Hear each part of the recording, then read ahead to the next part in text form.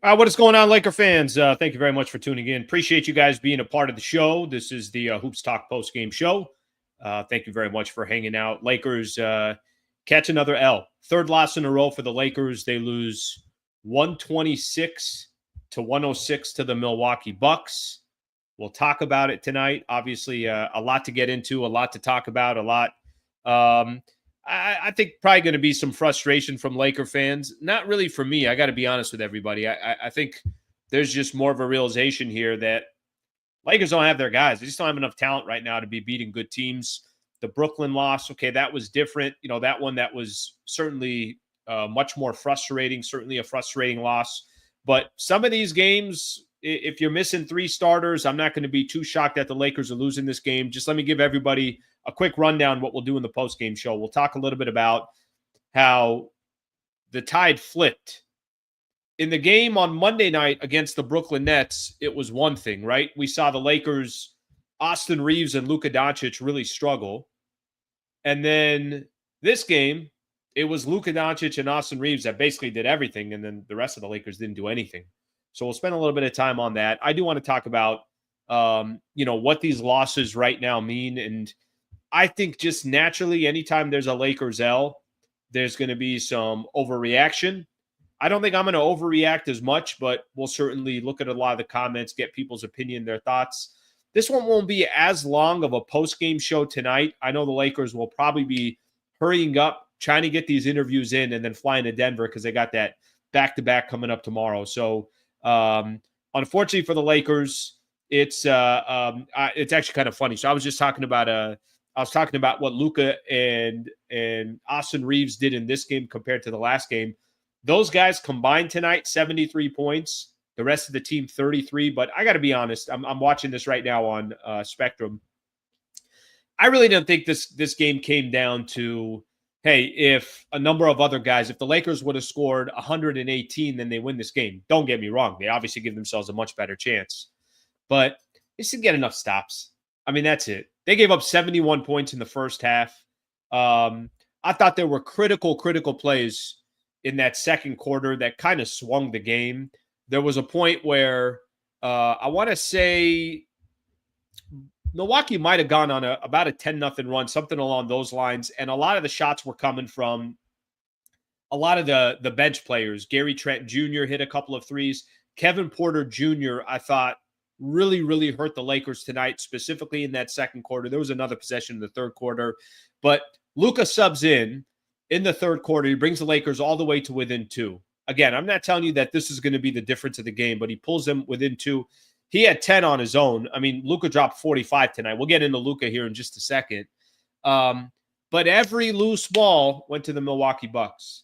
Kevin Porter Jr., in a play that should have been a turnover, ended up wide open in the corner and hit a three. And then not too long after, the same thing again. He had a couple of possessions where kind of right place, right time.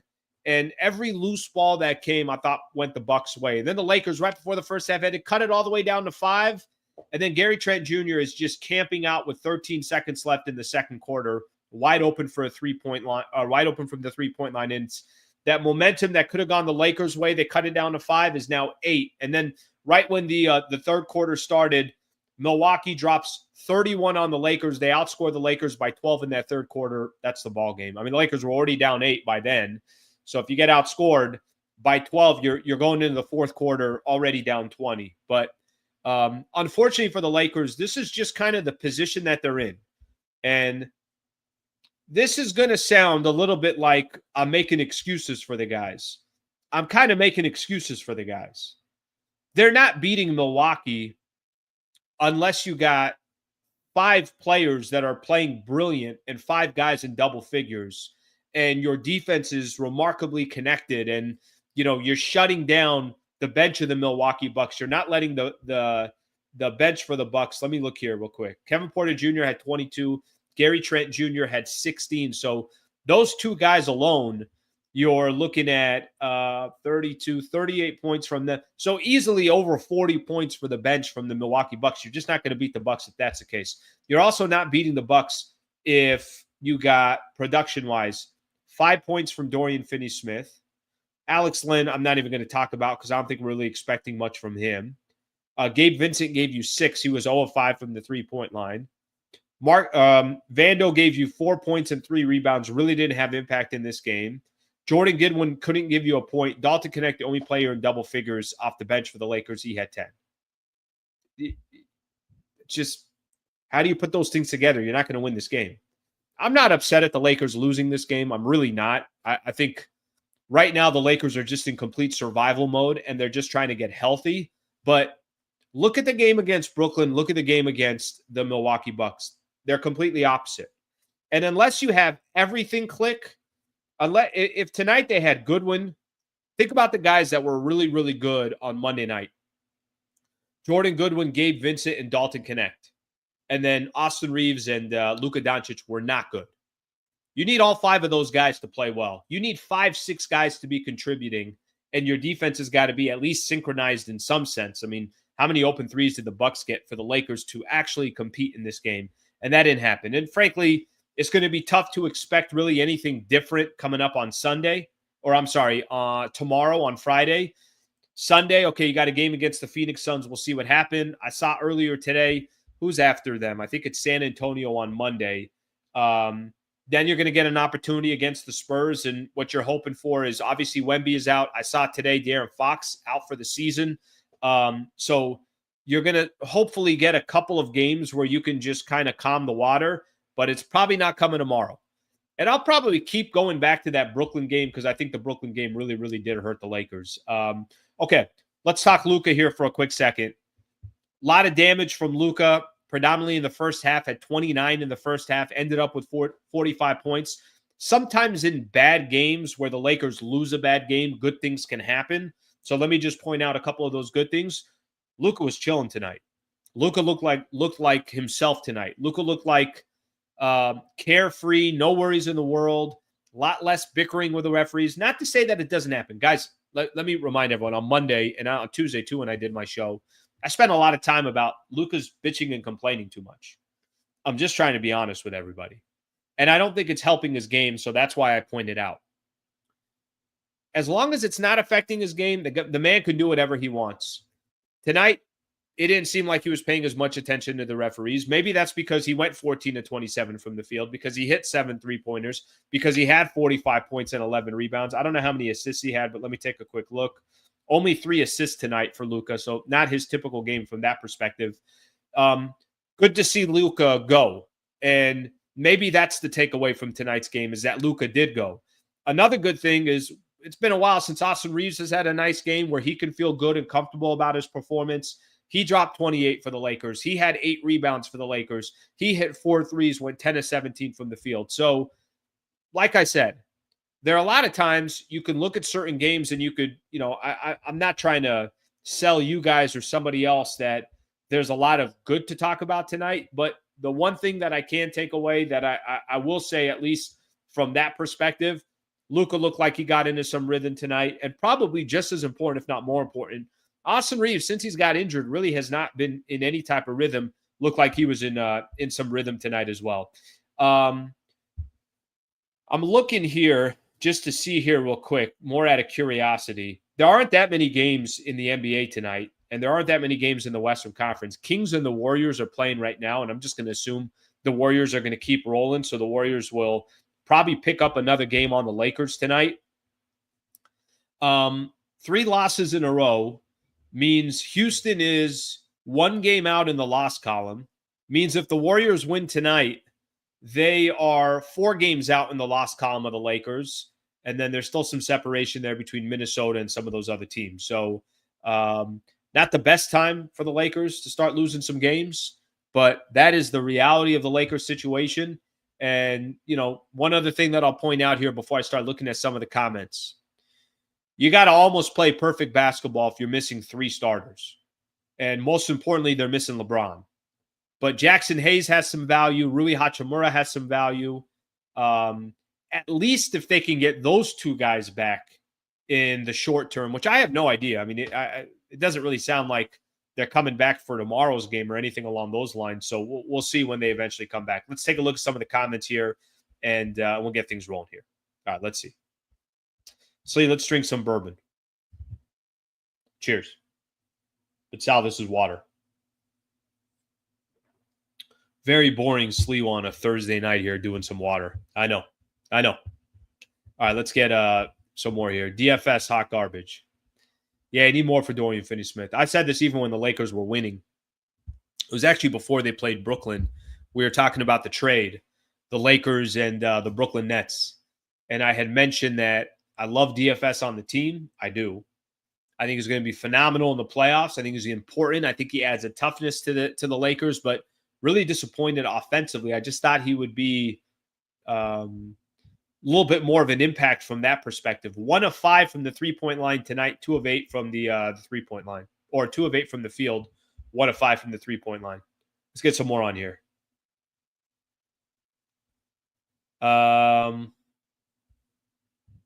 Nice Luca stat pad game. What do you want him to do, brother? I mean, he can't help Gabe Vincent and Dorian Finney-Smith and all these other guys hit their shots too. What do you want him to do? I mean, I'm just saying in general. I don't really know what else he can do. And by the way, he could have gone for 60. They're still losing this game. You got to have balance. Lakers didn't have balance. And they didn't play defense. How many open looks did they get? How many open looks did the Bucks get tonight? Rui is such a key loss for this team. I'll tell you one thing. We didn't notice it when they were winning, and we didn't notice it when Jackson Hayes and LeBron and all these other guys were in the game. But when you start losing, I've said this before, you start kind of, but who's not playing and who else isn't in here? Obviously, they could use a guy like Rui right now. They could use all those guys. Even Jackson Hayes was a nice little lob threat connection with Luca. So Luca clearly found a guy that he was able to have a little bit of a connection with. AR and Luca are just stat padding. AR is trash. These two won't play defense. Or they have a couple key guys out that exposes them severely if they're not. I heard them saying in the broadcast, Lakers bench really didn't connect. Yeah, Lakers bench, 3 of the guys that were in the game today are supposed to be coming off the bench for the Lakers, right? And don't even count Alex Lynn. I mean, they just kind of have to play Alex Lynn right now. They're not playing him for any other reason. Rest Luca. It will be a loss anyway. Sleet, shoot some threes and free throws while you're out there. It's a good idea. It's a good point. Listen, Luca can go tomorrow. You play Luca tomorrow. Guys, you never know what can happen in a game. You just never know. I'm just not one to sit here and say, scratch it. Especially because there are so many losses right now that are costing the Lakers in the standings. So we go from there. Excuses or just facts? You can decide which one. Maybe they're both. Maybe I'm making excuses and there are facts out there. Gave up 100 points with 3 minutes left in the third, out of fouls with 7:42 left in the fourth. Almost impossible to make a comeback under those conditions.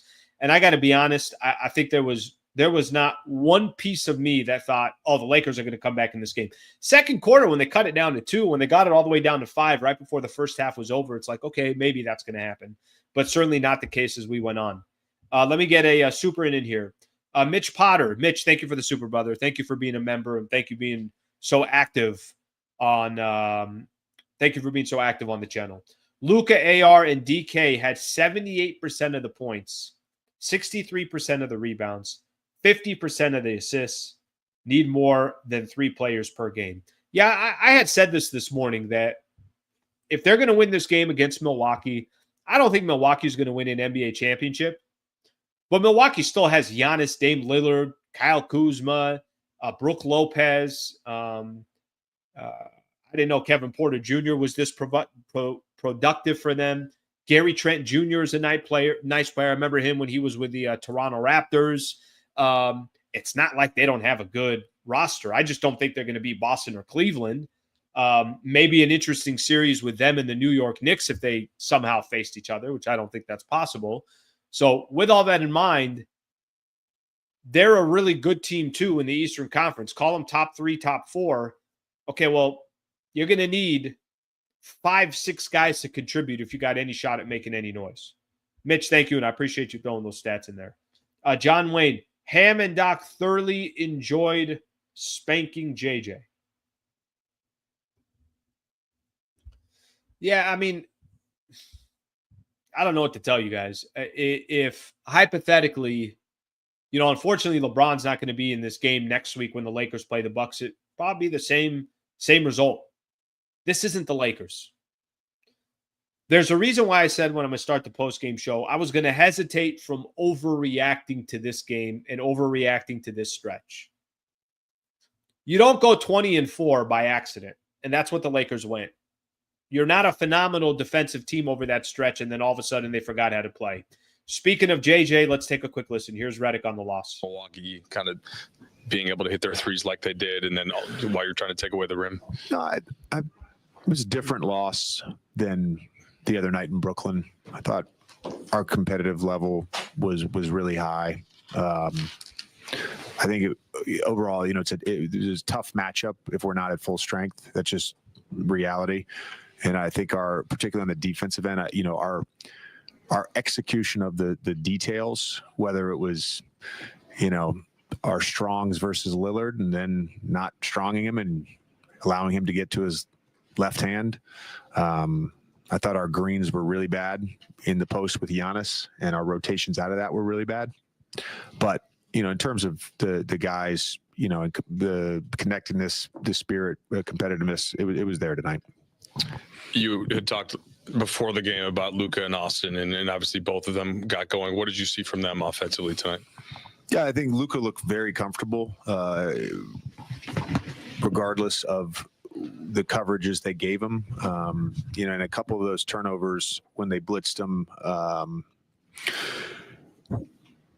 weren't necessarily his fault, to be honest with you. Again, it goes just back to some execution things and playing lineups we haven't played. And then some of the turnovers were, I think he gets a tough whistle. That's a fact. And then AR, I thought was great all night. And I think sometimes with him, the tendency to want to get going early, particularly with Braun out, is there, and didn't score a ton early, but then really got it going from the second quarter on and was fantastic offensively. JJ, I don't remember if it was after Boston or Brooklyn, but you said something along the lines of like, while we're not full, we just, we have to defend and just play incredibly hard. Yeah. I know you said the competition level was better in your group tonight, but did you see kind of like just sort of the realization that how tough of a matchup was? Did you see it kind of dispirit your guys a little bit? Did it feel like you guys were flying around the same way? I mean, even AR in the fourth quarter, it was like a 21-point game, and Luca was at the line. He's like, we've been here before. We were here, same situation last year, and we won. Like, I think the guys were good with that. Again, Dame wants to go left. We let him get left a lot.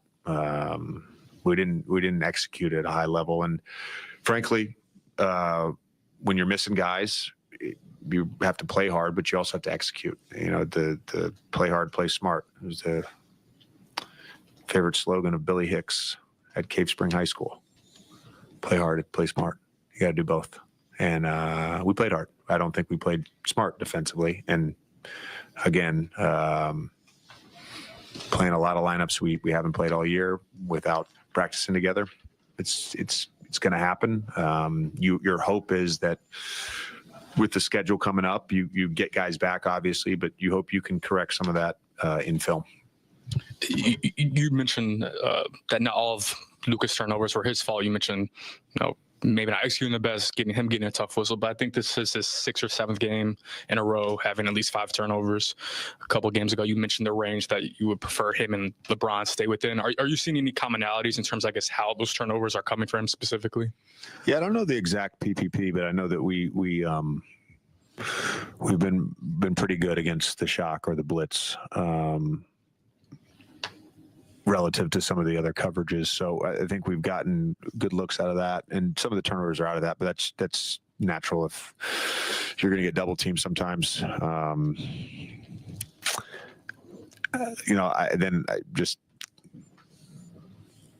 it goes back to like they are going to put 2 on the ball, and there's one guy on the weak side. Well, the top guy has to pull behind and get to the top of the key, and that's something I'd love to have a bunch of offensive breakdown segments in a practice to get that in, because it's right there. We see it on tape. We watch it at halftime. It's there, and I know Luke is a willing passer, so we'll be able to do that eventually. And then a last quick one for me is everyone who was available tonight expected to be available for tomorrow in Denver? The expectation is, but again, I don't know how these guys are doing after this game, and I frankly have no idea how they're going to wake up in the morning. All right, so Lakers got Denver coming up tomorrow. I think we were just pointing that out. That's a 6:30 tip-off tomorrow, so something to keep in mind if you're getting ready for tomorrow's game.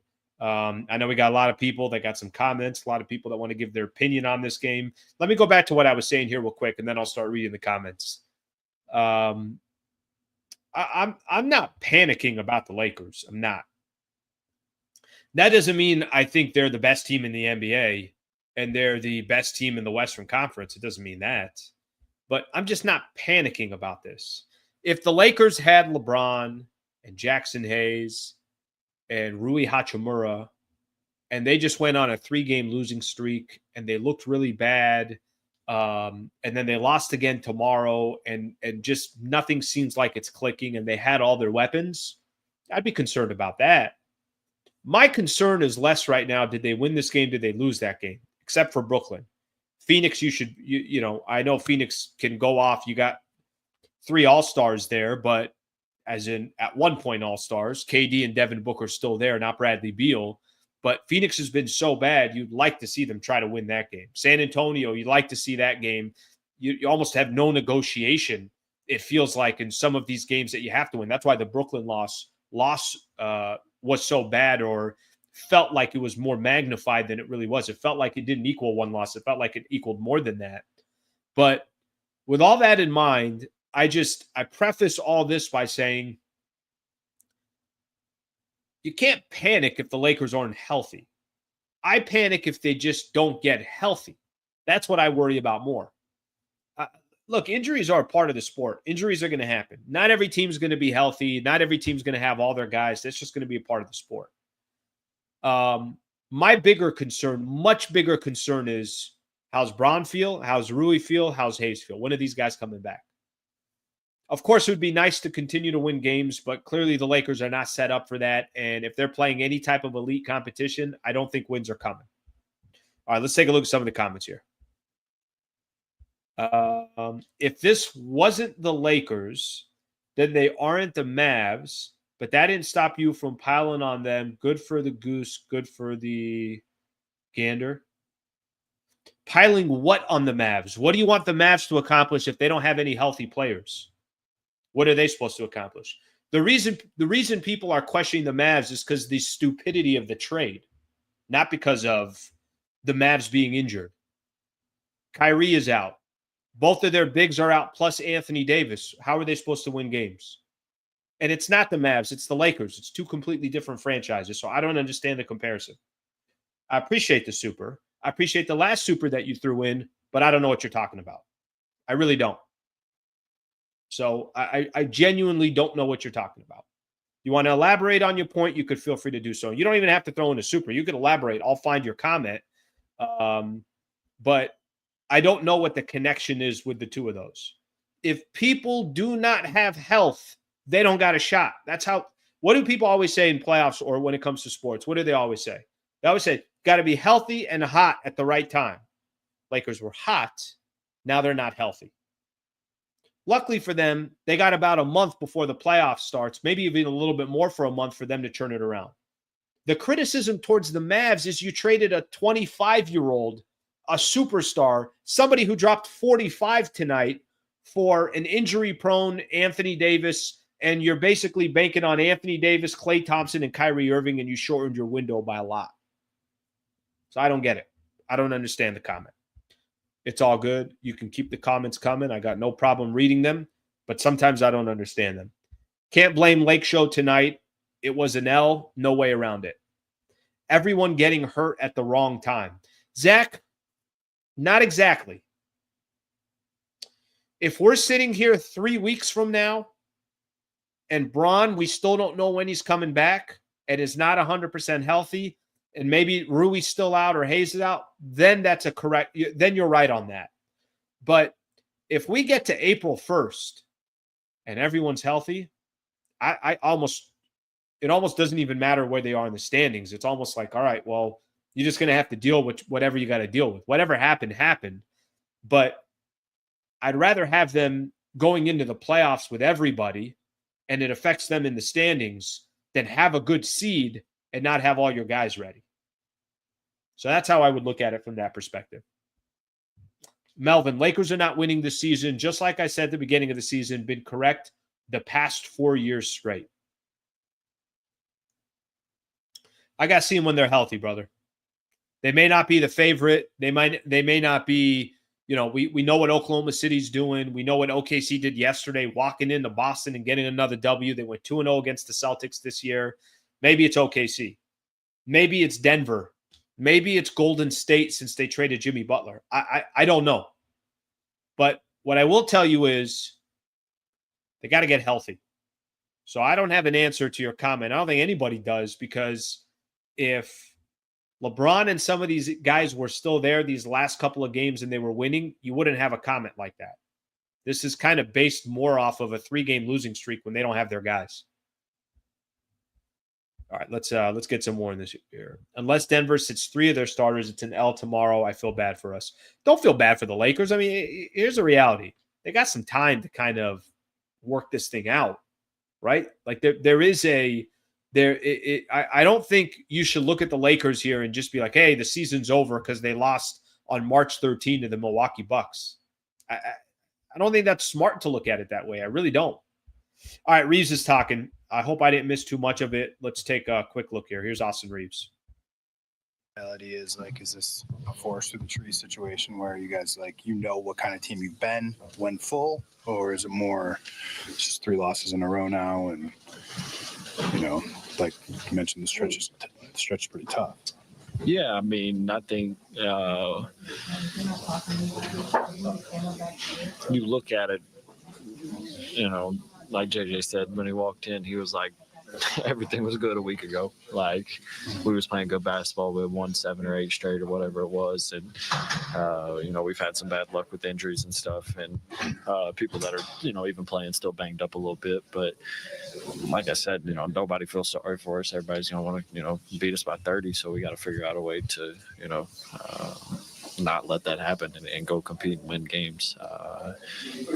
There's no easy way around it. You just got to, figure it out. And that's, like I said, we don't really have room for, error. We got to go play really good basketball games. And we just haven't done that the last, 2 or so games. I thought, Boston was, third quarter was atrocious for us, but I thought we competed really well.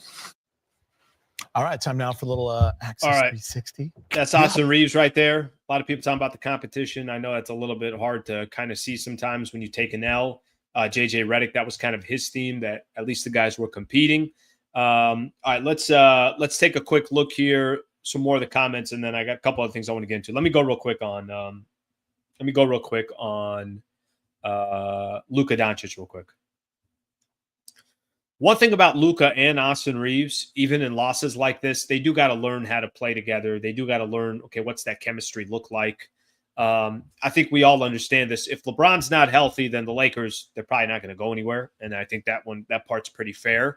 But if he is healthy and they got some of these other pieces, it's going to be important that not just Luka goes off and LeBron goes off, or one of those two guys are phenomenal and the other one is great.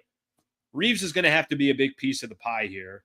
And especially there's going to be times where you don't want to have all 3 guys in the game at the same time as you start kind of getting into the thick of the game, the second quarter, the third quarter. You want to give guys proper amount of rest. Okay, is it Austin Reeves with LeBron or is it Austin Reeves with Luka? That chemistry is going to be important. So it's kind of nice to just see these two playing together.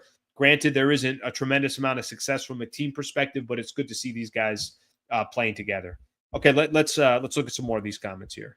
All All right, I told John to give me a little bit more point. How can you call the trade stupid if they aren't healthy? John, I think you and I are just going to go back and forth, and we're not going to get anything accomplished. I think if you just go back and look at everybody's opinion about the trade, that will tell you what it is. By the way, I've said this before about Dallas. I thought in the short term, Dallas has a very, very dangerous team. When they made the trade, I thought Dallas actually would go further than the Lakers. I thought Dallas had a better chance of winning an NBA championship right now, today, this year. But then AD got injured. Obviously, Kyrie got injured. What really will hurt the Dallas Mavericks is they took their window with a 25-year-old and they shortened it to what Nico Harrison said, 3 to 4 years. I would say 2 to 3 years, and they already lost the first year out of it. So that's the best way that I can explain it. I don't want to sit here and go back and forth, but it's, I think, pretty obvious what people think about the trade.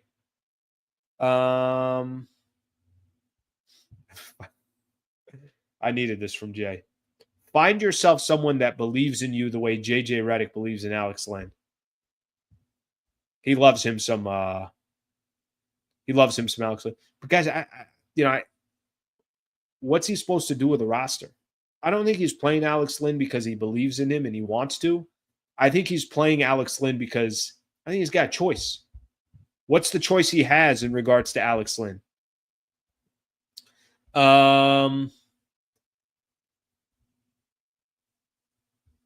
Let's see what else we got here. A few more of these in, and I want to start talking about the game tomorrow against Denver. We can work it out. We can work it out. Life is very short, and there's no time for fussing and fighting, my friend. There you go. There you go. Love. A lot of love there. So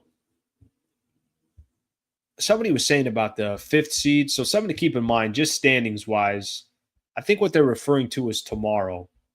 Let me see something here real quick. I want to take a look at some of the scores for tomorrow. And I think that's what they're referring to. Who do Rockets play? Rockets got the Mavs tomorrow, which is probably a W. So keep that one. Grizzlies got the Cavs. That's obviously a tough game. And then Lakers got Denver. I think what the point somebody was making on here, if Lakers lose tomorrow and Rockets win, yes, Lakers will be in the number 5 spot. That's how quick it could change, man. Look at that. In a matter of a week, every Laker fan was flying high. Every Laker fan was feeling really, really good about it. And just like that, everything starts changing. Okay, so Denver tomorrow.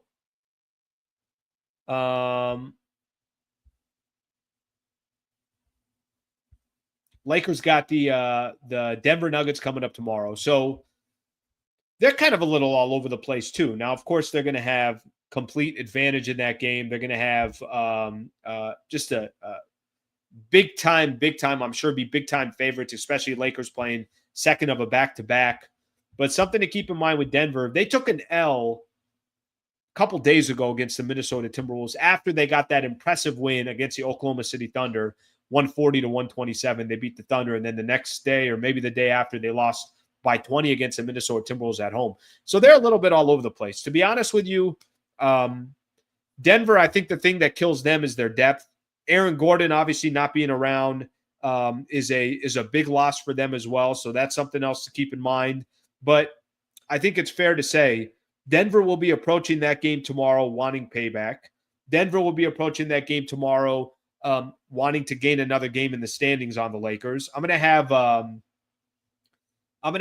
somebody on tomorrow. Ryan Blackburn's going to join my show tomorrow at 8:30. So he covers the Denver Nuggets. He writes for Mile High Sports, does a Locked On Nuggets podcast. So tomorrow at 8:30, I'm going to spend some time talking a little bit about that game specifically and the game coming up against the Nuggets.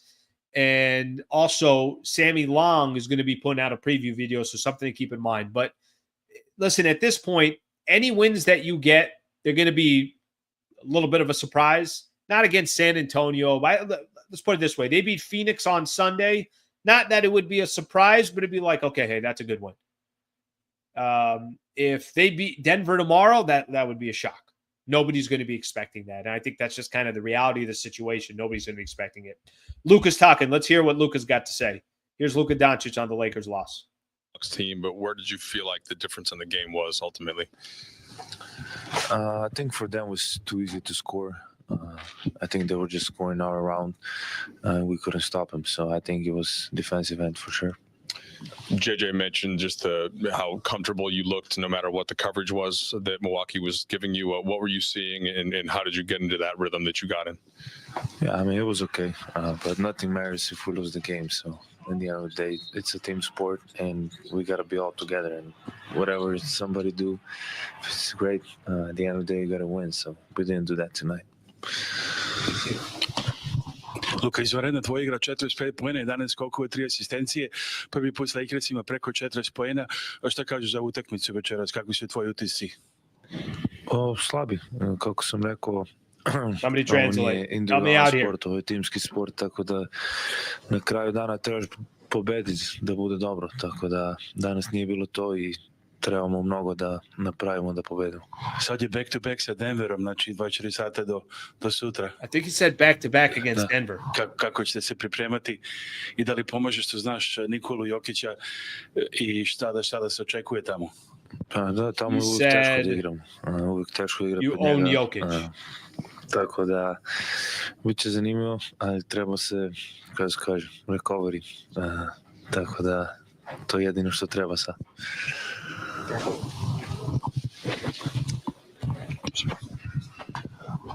Luca, Austin just told us that the message from JJ and Lachlan was like everything was fine a week ago, like kind of to, I don't know if it was intended to calm you guys down or to give you guys perspective, but I'm sort of, what's the mindset when, things are going as good as they were going, and then now, you guys are short bodies, you've lost some games, but what's kind of the mindset in the locker room? Yeah, I mean, the mindset is we gotta keep going. We got 3 really important players out.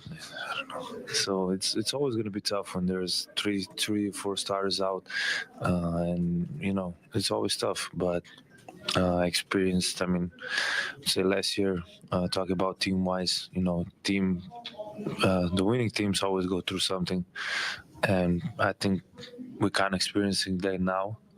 But we gotta learn from it, and we gotta go next game with the mentality that we can win this game and we want to win this game. Luca, you guys are kicking off this stretch here of 3 consecutive back-to-backs. It's 6 games in 8 days. I think it's the only stretch like that for any team this season. Have you ever gone through something like that? And just from like a physical and mental approach, how do you approach playing that many back-to-backs in a row? Yeah, I mean, I don't think I ever went through something like that. But at the end of the day, we're getting paid to do that. There shouldn't be any excuses that you're tired. You live for this. Just gotta have great recovery after every game and just keep going. Just a lighthearted question. Do you Find know one. Thanasis, or were you hearing him say things on the side court? Oh, yeah, I know him. I know him good, so yeah, it was friendly. Playing the way you want to play, how close are you to that? Oh, I know you're gonna come with a tough question for me. I mean, obviously not there yet, but I think today a little bit more. Like I say, every day a little bit more, but still not there. Gotta get some things off my body, get them to feel better, and be ready. All right, we'll stop right there. We'll kind of come to the end of the post-game show here. Okay, so let me read off a couple of these comments here. Luca basically saying, no excuses, who cares, 6 games in 8 nights, whatever the case is. I will say that at the end of the day, no matter what, teams are going to take advantage of, obviously your situation. They're going to take advantage if they smell blood in the water. They're going to take advantage of it. And teams are going to do that. They don't really care. I mean, they just want to put themselves in the best position possible to grab as many W's as they can, move up in the standings. Milwaukee's fighting for seeding as well. So everybody's going to try to take advantage of it. Just like the Lakers, there was a stretch where the Lakers had some games where they were taking advantage of teams. I like the message that they were asking, or they were telling Luca about what JJ Redick said in the locker room about a week ago. Everything was fine. So this is just going to be a part of it, and this is what the Lakers are just going to have to deal with. So they're much better off just getting healthy in the next couple of weeks than worrying about just these specific losses. All right, let's get a couple of these in here, and then we'll call it a day.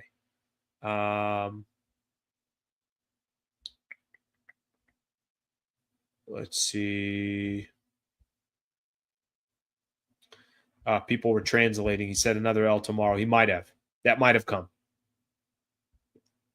Luca is showing the playoff form.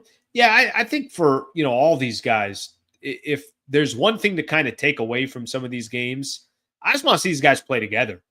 And if they can't play together for now, then hopefully Luca and AR and some of these other guys are in rhythm. But they all have to. That's got to be something that's collective. What they haven't been able to do in these 2 games that LeBron has missed, they had Luca and AR struggle in one game, and then they had the role players struggle in the other game. They're going to need basically everyone to click if they're going to beat teams like the Milwaukee Bucks. All right, let's get one more here. Luca sprinting was the slowest thing I've ever seen. Well, not exactly known for his 40 time. I don't think he's known for his 40 time. Golden State is looking good with everyone healthy. Yeah, that's another team that just got really interesting, right? They're starting to click. They got championship pedigree. We know what Jimmy Butler was able to do when he was in Golden State. You got Steph Curry, Draymond Green, Steve Kerr, a lot of guys that have won NBA championships that are a part of that franchise. Sure. I don't know if Kuminga's back yet, but I know he's coming back soon. There's another big addition for them. So that all comes with the territory. I will tell you this. If Lakers are healthy, take my chances. Take my chances. I felt like people were piling on the Mavs also just because they ran into injury problems. I think the injuries, people are trying to tie certain things to the injuries, but I think even before the injuries happened, that was also a little bit a piece of the pie that people said to themselves, that's risky. It's risky that you're trading a 25-year-old because these are players that don't have a great injury history. Granted, AD last year played 76 games, give him all the credit in the world. But AD has injury history. That's not something that you can avoid. All right, let's see what else we got here. John, thank you, brother. I appreciate it again for the super. Very generous here. Can Bron, Luca, and Reeves operate like the big 3 in Miami? LeBron 30+, Luca 30+, Reeves 15 to 20 every night. Others make wide open shots and defend. I don't think anybody said when the Lakers traded for Luca that the roster was perfect, nor did anybody think that I didn't think they'd be competing this year. They kind of just convinced us that they were going to start competing this year because they went on that stretch that they went on. So still a lot to be seen. Still a lot of regular season basketball left, and still got to wait to see if some of these guys are healthy. John, I appreciate the super again. All right. I think that's it, my people. Tomorrow morning, I'll be back at 8 a.m. We'll continue the conversation. And then I want to spend a little bit of time, and I think I mentioned this a little bit earlier. I'm going to have somebody on that covers the Denver Nuggets. We'll talk a little bit about the Western Conference. We'll talk about Denver, who got a chance to play the Oklahoma City Thunder a couple of games, got a chance to play Minnesota recently. Lakers last game at Denver, obviously when they beat them, what that looked like when the Lakers were healthy. So we'll do all that tomorrow as well. We'll cut this one here. I appreciate you guys being a part of the show. Keep an eye out. Sammy will have a video previewing tomorrow's game as well. Thank you, everybody. Hope you guys have a great rest of your night. Lakers lose to the Milwaukee Bucks 126-106. We will see you guys again tomorrow morning. Thank you, everybody.